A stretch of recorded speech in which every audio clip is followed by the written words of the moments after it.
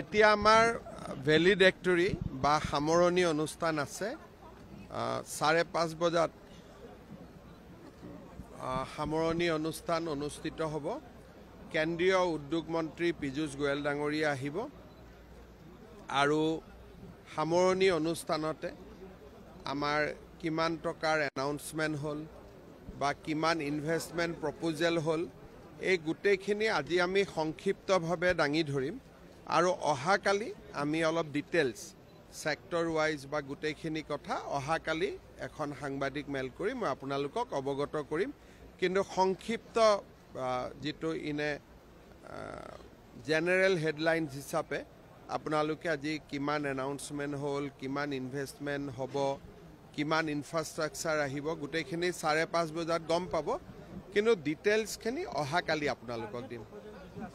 So আমাৰ target আছিলে 1 লাখ কোটি টকা, যে আমি 1 লাখ কোটি টকা যদি পাওঁ তেতিয়ালে আমি সফল হ'ব পাৰিম, কাৰণ আমি বহুত প্ৰপোজেল না কৰি দিছিলোঁ।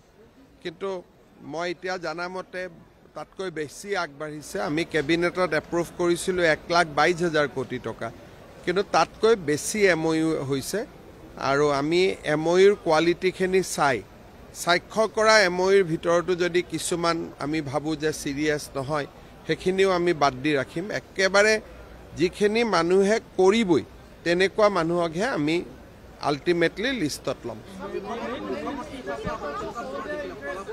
ইয়াত আমি আগতে এবাৰ স্কুটিনি কৰিছোঁ, কিন্তু এতিয়া আকৌ এবাৰ আমি স্কুটিনি কৰিম, যাতে যিখিনি একেবাৰে জেনুইন মানুহ, এটা সংখ্যা লৈ লাভ নাই, আমি জেনুইন মানুহখিনিৰ লগতে কাম কৰিম।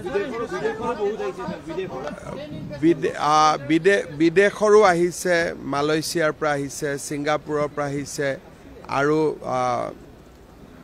বহুতে আগ্ৰহ প্ৰকাশ কৰিছে। মই ভাবিছোঁ যে এইটোৱে শেষ নহয়, বহুতে বেলেগ এটা ধাৰণা লৈ ইয়াত আহিছিলে, ইয়াত দেখি বেলেগ এটা ধাৰণা ল'লে। গতিকে মই ভাবোঁ যে আৰু এমাহ 2 মাহত আৰু কিছু প্ৰপোজেল আমালৈকে আহি থাকিব।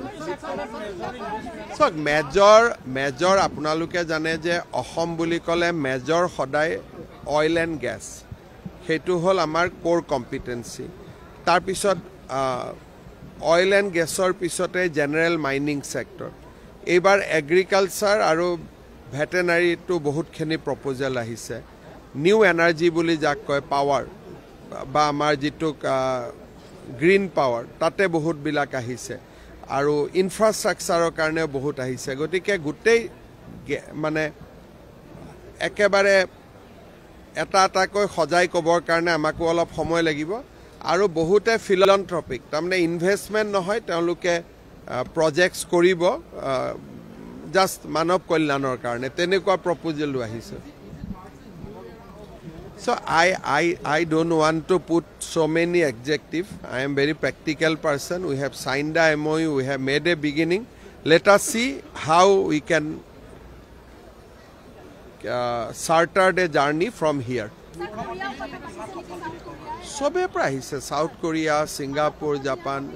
নাই, তেওঁলোকেও বিচাৰে, কিন্তু তেওঁলোকৰ লগত এগ্ৰিমেণ্ট হোৱা নাই। এগ্ৰিমেণ্ট হৈছে জাপান আৰু ছিংগাপুৰৰ লগত।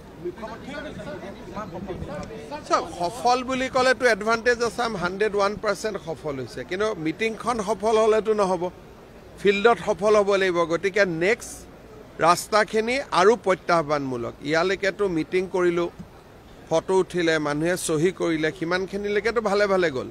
কিন্তু ইয়াৰ পিছত প্ৰত্যেকটা প্ৰপোজেল মাটি দিব লাগিব, ইনচেণ্টিভছ দিব লাগিব, পাৱাৰ দিব লাগিব, ইলেক্ট্ৰিচিটি দিব লাগিব, ৰাস্তা বনাই দিব লাগিব। গতিকে সেই গোটেই কামবোৰ যদি আমি কৰিব পাৰোঁ নেক্সট 2-3 বছৰত, তেতিয়াহ'লে আমি সফল হ'ব পাৰিম। ইলেকশ্যনৰ লগত এইটো নাই, ইয়াততো অসম গভৰ্ণমেণ্ট হয়। তেওঁলোক বহুত এক্সাইটমেণ্ট বহুত আছে আৰু এই এক্সাইটমেণ্টখিনি দি আমি বহুত আগুৱাই যাব পাৰিম। কিন্তু গোটেইখিনি নিৰ্ভৰ কৰিব যে অহা দিনবিলাকত আমি তেওঁলোকক কেনেকৈ সুবিধাখিনি দিব পাৰোঁ।